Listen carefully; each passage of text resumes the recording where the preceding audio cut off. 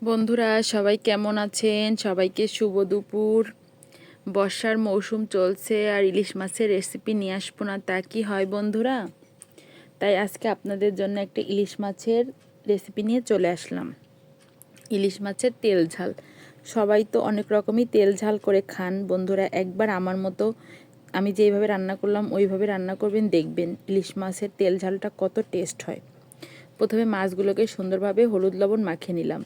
এবার মশলার ভিতর দিচ্ছি হচ্ছে জিরে, সর্ষে, কাঁচামরিচ বাটা, আর তার সাথে ছিল চীনাবাদাম, 5-7টা চীনাবাদাম বাটা একসাথেই সুন্দরভাবে সবগুলো বেটে নিয়েছি। এবার মশলা দিয়ে তার সাথে অনেকটা পরিমাণে সর্ষের তেল দিয়ে মাছটাকে সুন্দরভাবে মাখিয়ে নিলাম। আর সর্ষে বাটার মাছ মানে সর্ষে বাটা রান্না তো ভিতর সামান্য একটু চিনি দিলে টেস্ট হয়, তাই একটু চিনি দিলাম। মাছটাকে প্রায় আধা ঘন্টা ম্যারিনেট করে রেখেছিলাম আগে থেকেই।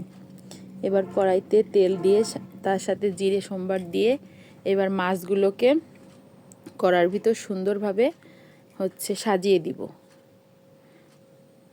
যাতে মাছটা একটু মশলাটা একটু ভাজা ভাজা হয়। এর কারণে মাছগুলো সুন্দরভাবে কড়ার ভিতর সাজিয়ে দিয়ে উপর থেকে যতটুক মশলা ছিল সব দিয়ে দিয়ে এবার মাছগুলোকে সুন্দরভাবে দুপিট হালকা করে একটু কষিয়ে নেব। সাথে উপর দিয়ে কয়েকটা চেরা কাঁচা লঙ্কাও দিয়েছি, যাতে সেন্টটা কাঁচা লঙ্কার একটা ফ্লেভার আসে। এবার মাছগুলো দুই পিটি সুন্দরভাবে ভাজা ভাজা হয়ে তেল ওঠা হয়ে গেছে। এবার সামান্য পরিমাণে একটু জল দিয়ে দিলাম, যাতে মাছটাও সিদ্ধ হয়ে যায় আর তার সাথে একটা গ্রেভি গ্রেভি গ্রেভি ভাবও হয়। এবার মাছটা ফুটতে থাকুক। মাছটা ফুটে যখন জলটা টেনে যাবে আর একদম তেল মশলা উপরে উঠে উঠে যাবে, তখনই আমার মাছ রান্নাটা হয়ে যাবে।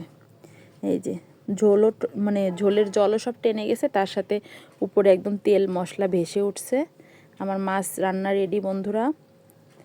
এখন মাছগুলোকে সুন্দরভাবে আস্তে আস্তে বাটিতে বেড়ে নেব, না হলে আবার ভেঙে যেতে পারে। ইলিশ মাছ তো অনেক নরম মাছ বন্ধুরা, এর জন্য।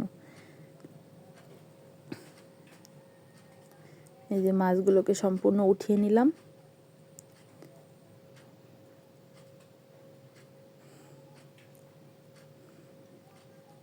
আর বন্ধুরা আমার মাছ রান্নাটা কেমন হয়েছে অবশ্যই কমেন্টে জানাবেন।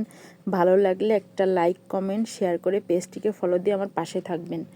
আর এইভাবে একবার মাছ রান্না করে খাবেন বন্ধুরা, অনেক টেস্ট। ইলিশ মাছের তেল ঝাল আমি এইভাবেই রান্না করি, আমি যেভাবে রান্না করি সেভাবেই আপনাদের সাথে শেয়ার করলাম বন্ধুরা।